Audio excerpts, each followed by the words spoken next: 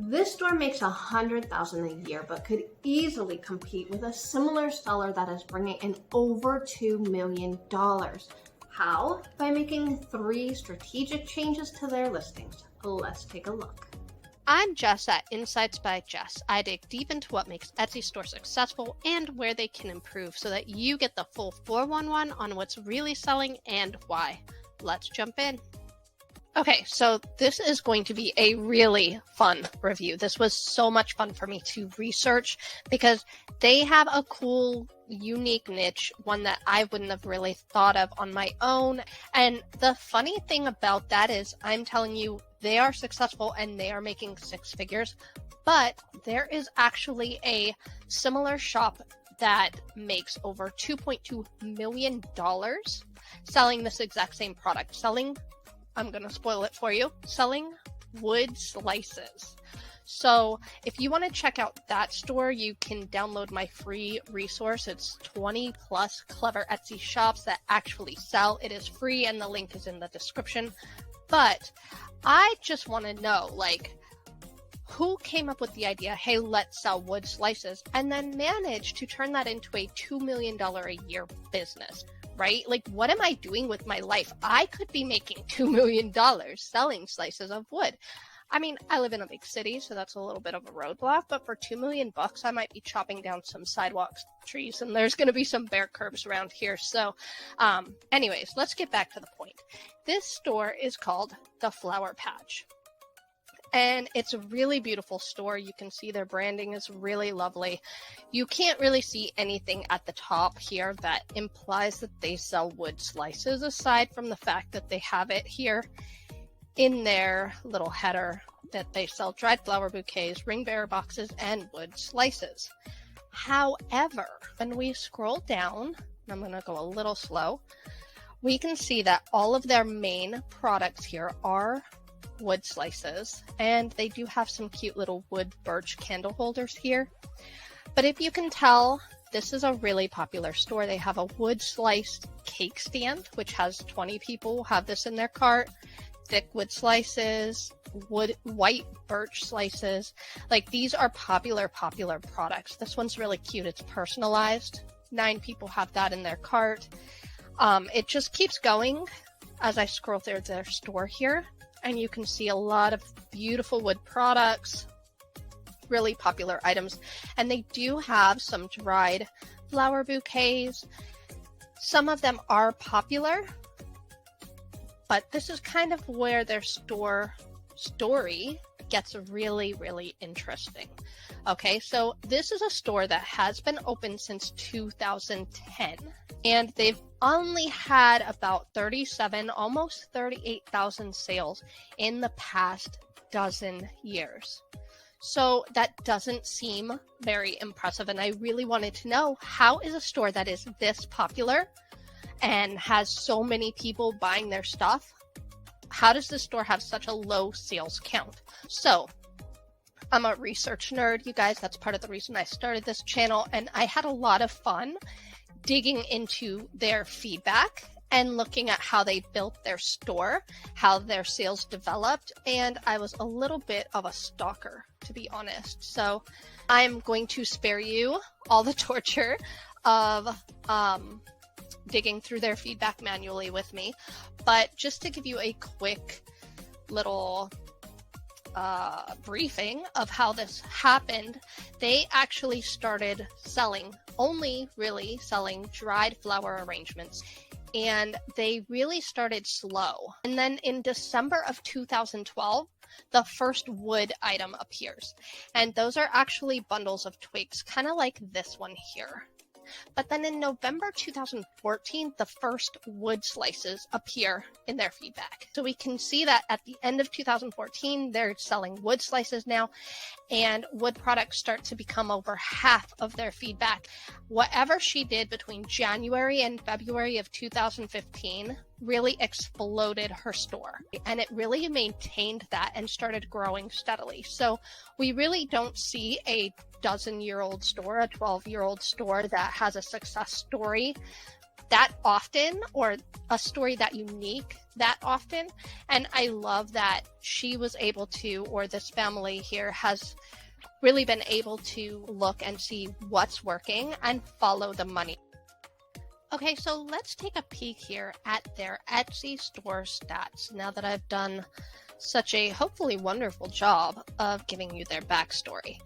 So this store has 38, almost, like we said before, almost 38,000 sales, and their average product price is about $35. And the reason that I say that is because I look at what's actually selling and I look at what their most popular products are. And as you can see, this is $13. However, when we open this up and we look at the actual sizes, it ranges from 13 for the very little ones, like the cup holder sizes, the coaster sizes, to $45 for the actual cake stand size. And they do actually have bigger ones. This particular listing is sold out. Let's take a peek at this one here and see.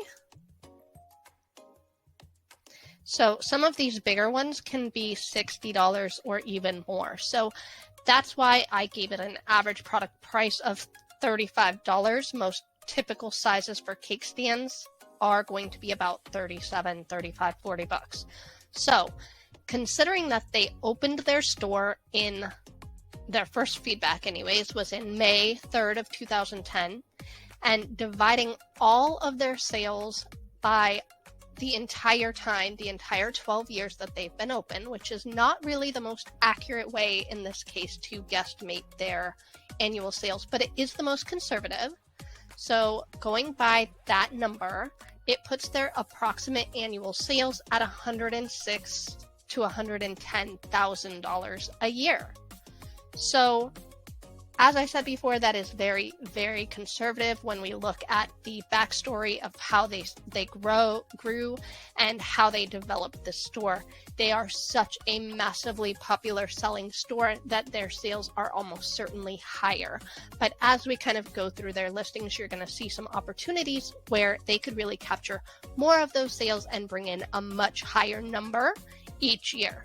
So let's take a look at their listings and see how their store grew. Okay, so this is a wooden cake stand, and it is literally just a wood slice, a round slice of tree trunk. And they are using it as a cake stand. It's very beautiful. It gives it a really rustic look. And I love the photos that they have here. So we're just going to kind of slide through these photos so you can see the detail that they have managed to capture in their photos. Very nice, very lovely. They've got several examples. I love how they included a picture of a wood slice being used for a signature instead of a signing book. I love that. That's a great idea. They've got a baby, looks like probably a first birthday here. And then they go into the information. So they tell you how to get your order faster. There is a little bit of improvement that they could do with this. For example, there's not an image here that really explains how to order. I love how to order images. I think it just makes it easy for the buyer because a lot of times the buyer doesn't want to read that description. It gets wordy, it gets lengthy. And so having it in an image is always a smart idea. Let's take a look at their title here.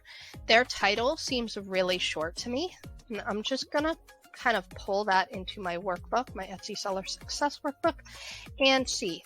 They are using 83 characters in this title. That is a little more than half, actually. That is not many at all. There is a lot of opportunity here to get more keywords in here.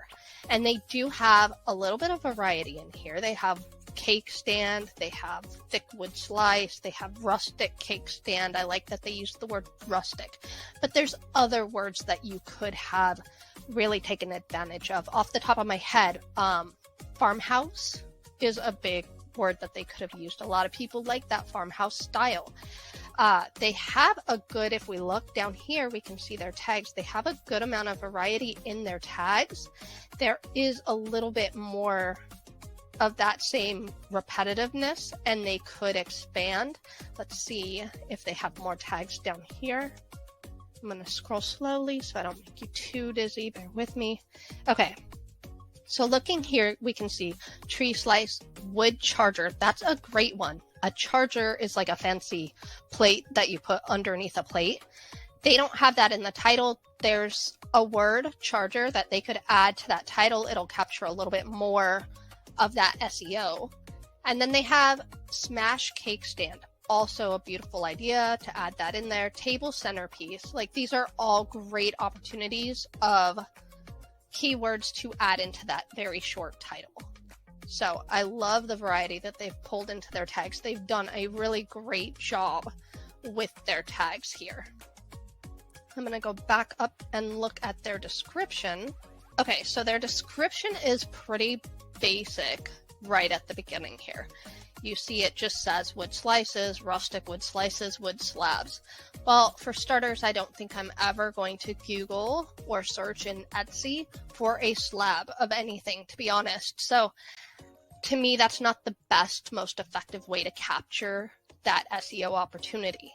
And then they go here and they list the dimensions. So that seems a little bit also like another wasted opportunity. If there's a variety of sizes, you're taking a lot of time, a lot of my eye space here to tell me that there's a lot of sizes. And they need to have a real sentence up here that really captures those keywords and brings some sense of, oh yeah, that is really beautiful. That does look really, really elegant. And what a unique idea for a cake stand. I love this. That's a great way to catch the buyer's attention and to get them emotionally invested in your product. Now they have some notes, some more information, and it makes a lot of sense if you really read through this, what you are getting. And I love how they say each wood slice will have one side sanded smooth and the other side will be a rough cut, which gives you two different looks for decorating. Now I'm pointing that out because that is also a huge opportunity to get that into an image.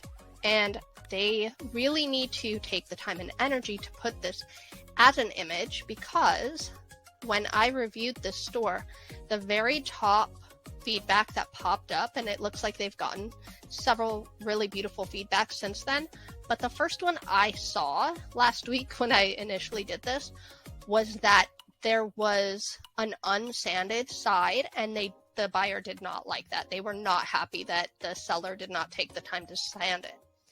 And really what that tells you is that they didn't read this description. They didn't see that one side would be sanded and the other side would be rough, and that they do that on purpose. And they have a great reason why they do that. So putting that into an image up here would be a really great opportunity to clarify why there's two different sides and what you can do with each side. So I always suggest, if you are seeing bad feedback about something and there's an opportunity for you to address it more clearly and even possibly turn that into a positive aspect. Like in this case, what the buyer was not happy about is actually a positive aspect that is done intentionally to make buyers happy. And in this particular instance, the buyer didn't understand. They didn't see the purpose behind that. But that's okay. Sometimes buyers are not going to always love every feature of everything. You cannot make everybody happy.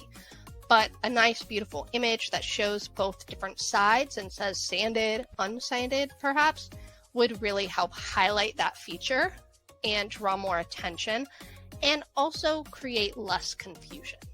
So I think that this is a really, really beautiful item. It's a really beautiful presentation.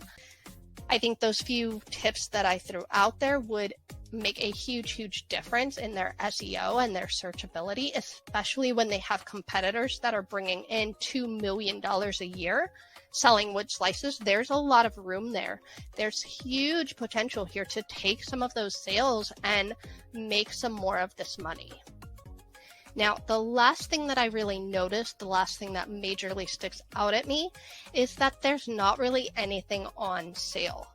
And they do get a lot of these little green free shipping tags, and they have some bestseller tags. So I think that's great. And when you're searching for wood slices in the Etsy app or the Etsy website, those will catch some attention. But it is my personal opinion, and comment below if you agree with me. It is my opinion that if you can put your store on sale, you are going to get more attention. You get a little green sale numbers there that says, hey, this is discounted, this is cheaper. But it also creates more urgency to purchase something because you want to purchase it while the sale is still going. And I say this in so many of my reviews, you guys, and I'm sorry if I'm getting repetitive and boring here. Comment too below if I'm getting annoying with how many times I repeat this, but it really is such a key thing that you can do. You can adjust all of your pricing so that you're still making the same amount of money by adjusting your pricing and putting the listings on sale. That being said, I think this store has done such a beautiful job, and I love how they have really followed the buyer demand and focused their store more on what's working and what's really bringing those sales. I think we, as Etsy sellers, sometimes don't stop and evaluate things and see, okay, what's selling really well and how can I expand on this? And I love that they have done such an amazing job for that. So I am definitely going to be checking back in on this store in a few months to see how they keep growing and how they keep evolving. And speaking of stores that have evolved into something totally awesome, see how this store grew 6-figure sales by selling beads.